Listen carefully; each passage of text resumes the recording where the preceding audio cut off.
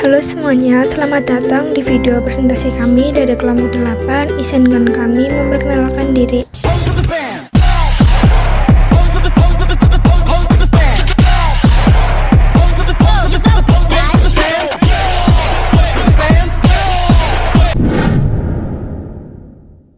Sejarah flora dan fauna.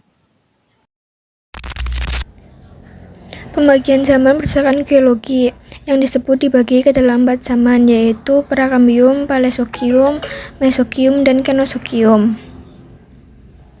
Zaman Prakambio adalah bagian dan merupakan zaman terpanjang dalam secara geologis. Selama era ini, bumi mengalami banyak peristiwa-peristiwa penting, termasuk pembentukan atmosfer, laut awal pertanian, pembentukan bulan pertanian, dan munculnya sel-sel pertama, serta evolusi awal dari kehidupan.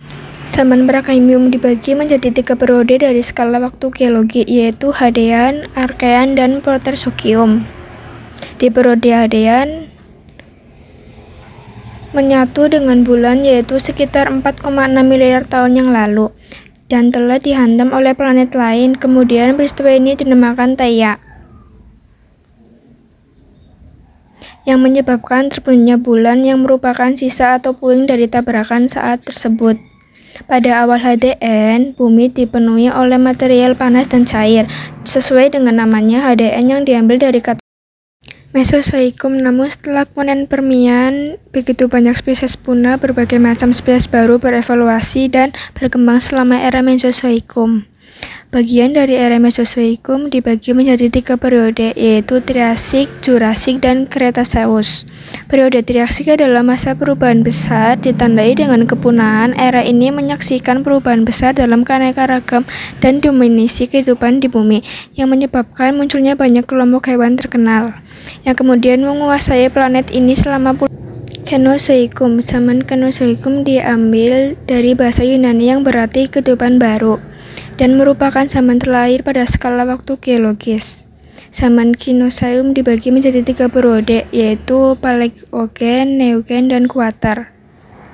Paleogen yaitu periode waktu yang terjadi sekitar 65-23 juta tahun yang lalu, dan dibagi menjadi beberapa subperiode, yaitu Paleosen, dan Oligocene. Pada awal periode Paleogen, dinosaurus, Paleosaurus, dan reptil laut raksasa secara mencolok sudah tidak ada lagi di muka bumi. Berlanjut ke periode Neogen, yaitu periode yang terjadi pada 23-26 juta tahun yang lalu. Gunung-gunung menjulang dan permukaan air laut turun. Iklim menjadi sangat dingin dan kering. Spesies terpaksa beradaptasi atau akan mati. Sebuah habitat yang lebih colok untuk cuaca yang lebih dingin dan kering di lautan yaitu periode Kuarter, dimulai dari 2,6 juta tahun yang lalu dan berlanjut hingga saat ini. Zaman es terakhir berakhir sekitar 10 juta tahun yang lalu. Permukaan air laut naik dengan cepat, dan benua-benua mencapai bentuknya seperti sekarang ini. Pada awalnya, planet kita hanya dihuni oleh mikroorganisme dan bentuk kehidupan yang sederhana. Namun seiring berjalannya waktu, tumbuhan mulai muncul dan memainkan peran penting dalam perubahan dan evolusi ekosistem bumi. Cerita evolusi tumbuhan yang menarik ini mencakup perjalanan panjang dari organisme bersel satu ke organisme multisel secara luas, menghadapi tantangan lingkungan, dan mengembangkan adaptasi yang luar biasa. Era prasejarah melihat munculnya perubahan yang dikenal sebagai alga hijau biru. Ini adalah organisme fotosintetik pertama yang mampu mengubah sinar matahari, air, dan karbon dioksida menjadi energi kimia. Mereka hidup di air dan tumbuh secara sangat sederhana. Namun inilah titik awal dari proses yang akan mengubah wajah planet kita. Kemudian tumbuhan alga hijau berkembang menjadi bentuk multicellular yang lebih kompleks. Mereka mengembangkan kemampuan untuk bertahan hidup di darat, menghadapi tantangan baru seperti kekurangan air dan resiko menghidrasi. Inilah awal mula evaluasi tumbuhan darat. Salah satu langkah awal adalah munculnya taman lumut seperti lumut hati dan lumut daun. Meskipun mereka masih memerlukan air dan memproduksi, tumbuhan lumut memberikan kontribusi penting dalam membentuk lapisan tanah pertama di daratan. Kemudian tumbuhan paku muncul Mereka memiliki struktur yang lebih kompleks dibandingkan lumut dengan akar, batang, dan daun yang berkembang. Tumbuhan paku pertama kali muncul sekitar 3.600.000 tahun yang lalu, membentuk hutan-hutan paku besar pada periode. Mereka juga memainkan peran penting dalam membentuk lapisan atmosfer dengan melepaskan oksigen sebagai produk sampingan dari fotosintesis. Tetapi yang lebih menarik adalah evolusi tumbuhan berbiji. Tumbuhan berbiji adalah tonggak besar dalam evolusi tumbuhan karena mereka memiliki adaptasi yang mengganggu untuk beradaptasi dengan kehidupan di daratan semakin kering. Tumbuhan berbiji pertama kali muncul sekitar 3 juta tahun yang lalu, dan mereka membawa bersama-sama seperti biji yang melindungi embrio, serbuk sari yang dapat diangin, dan akar yang lebih dalam. Selanjutnya, tumbuhan berbiji kembang menjadi dua kelompok utama, tumbuhan berbiji terbuka gimnospermae dan tumbuhan berbunga argynjospermae. Tumbuhan berbuka mencakup konifer dan memiliki biji terbuka dan tidak dilindungi oleh struktur tambahan. Sedangkan tumbuhan berbunga yang muncul sekitar 1-2 juta tahun yang lalu membawa inovasi besar dalam bentuk bunga, dan bunga membantu menyerbukan di mana serbuk sari dari benang sari memungkinkan pembuahan terjadi. Hasilnya, buah berkembang untuk melindungi biji dan membantu dalam penyebaran mereka. Dalam evaluasi tumbuhan berbunga memberikan pemandangan yang menakjubkan dengan beragam bentuk, warna, dan ukuran bunga yang muncul sesuai dengan berbagai interaksi dengan hewan menyerbuk. Ini menciptakan hubungan simbiosis yang kuat antara tumbuhan dan hewan. Seiringnya waktu, tumbuhan berbunga berkembang menjadi berbagai bentuk, mulai dari tumbuhan rendah hingga tumbuhan besar. Pada titik ini, planet kita dipenuhi oleh keragaman tumbuhan yang luar biasa. Dari padang rumput yang luas hingga hutan lebat, tumbuhan telah membentuk habitat untuk berbagai bentuk kehidupan. Evolusi tumbuhan terus berlanjut dengan berkembang adaptasi baru seperti tumbuhan kaktus yang menghadapi tantangan ketersediaan air yang terbatas. Dalam cerita evolusi tumbuhan ini, kita melihat bagaimana perubahan lingkungan mengarah evolusi. Tumbuhan telah mengembangkan mekanisme adaptasi yang memungkinkan untuk bertahan hidup dan berkembang biak di berbagai kondisi. Dari alga hijau biru yang sederhana hingga tumbuhan yang berbunga yang kompleks, perjalanan evolusi yang ini mengajarkan kita tentang ketahanan, keberagaman, dan keindahan dunia kehidupan yang menakjubkan.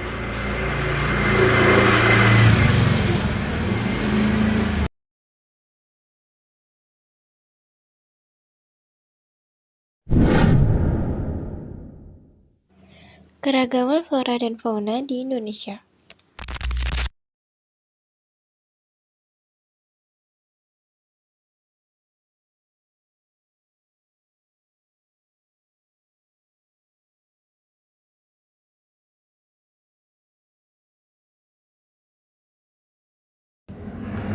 Indonesia dikenal sebagai negara kepulauan yang memiliki kekayaan alam yang sangat melimpah. Salah satu adalah keanekaragaman flora dan faunanya.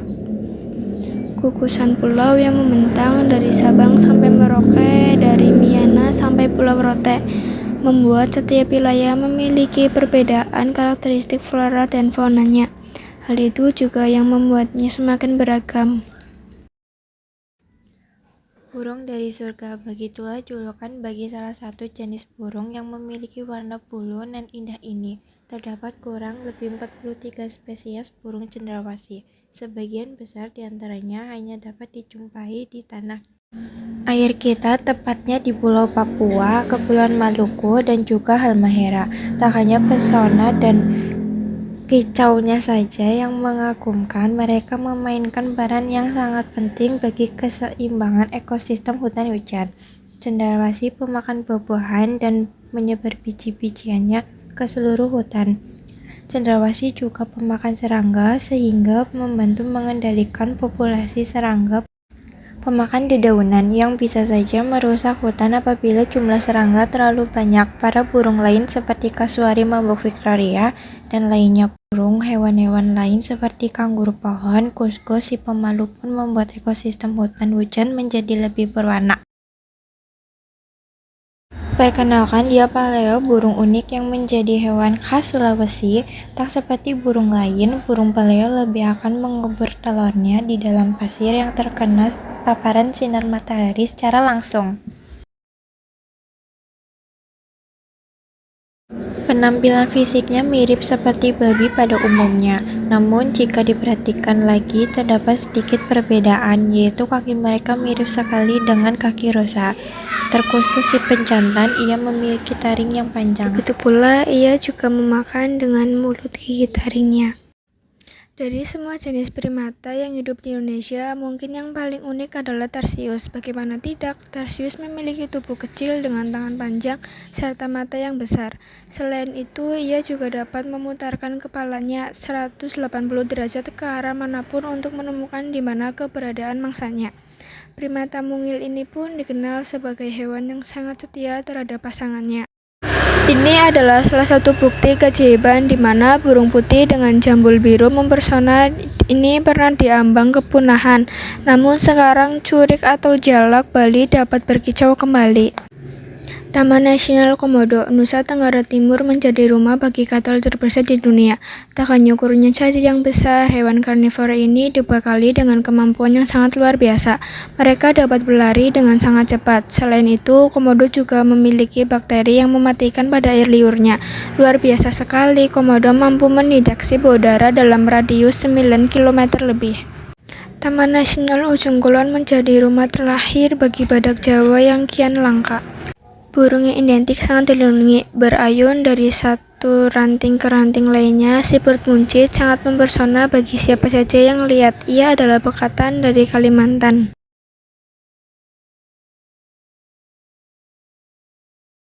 Tumbuh gempalnya tak mengurangi kelincahannya dalam memanjat pohon. Ia juga tak begitu peduli dengan sengatan dari para lebah.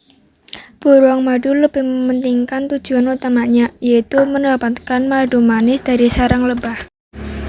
Keanekaragaman flora dan fauna yang disinergi membentuk sebuah ekosistem yang sangat luar biasa, membuat kita senantiasa bersyukur dan bangga bisa hidup di tanah air tercinta ini.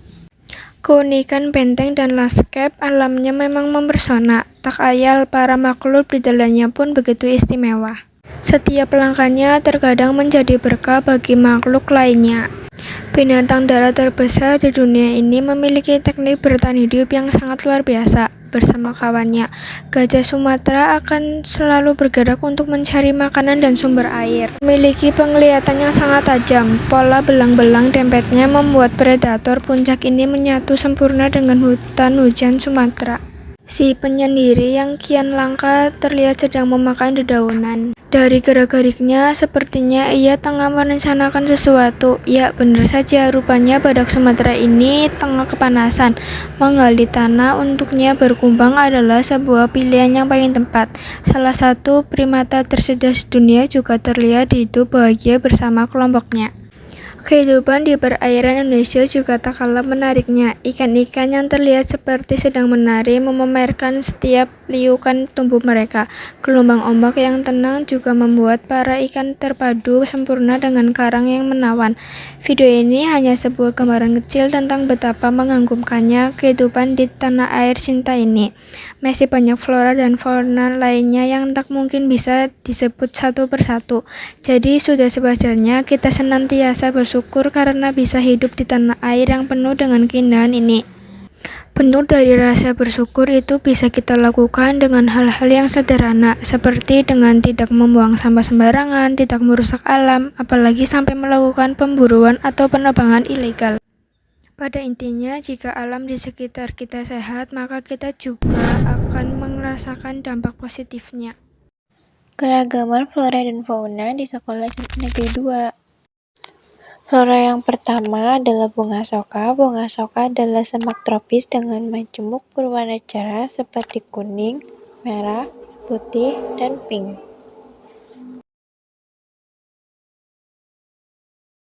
Kedua, bunga kertas. Tanaman hias populer berasal dari Amerika Selatan terkenal dengan seludang bunganya yang berwarna cerah seperti merah, ungu, kuning, dan putih.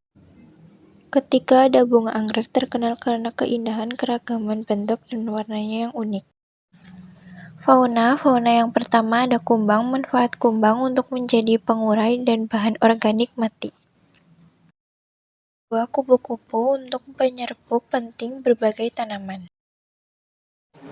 Ketiga, ikan koi. Manfaat ikan koi menjaga ekosistem air dengan memakan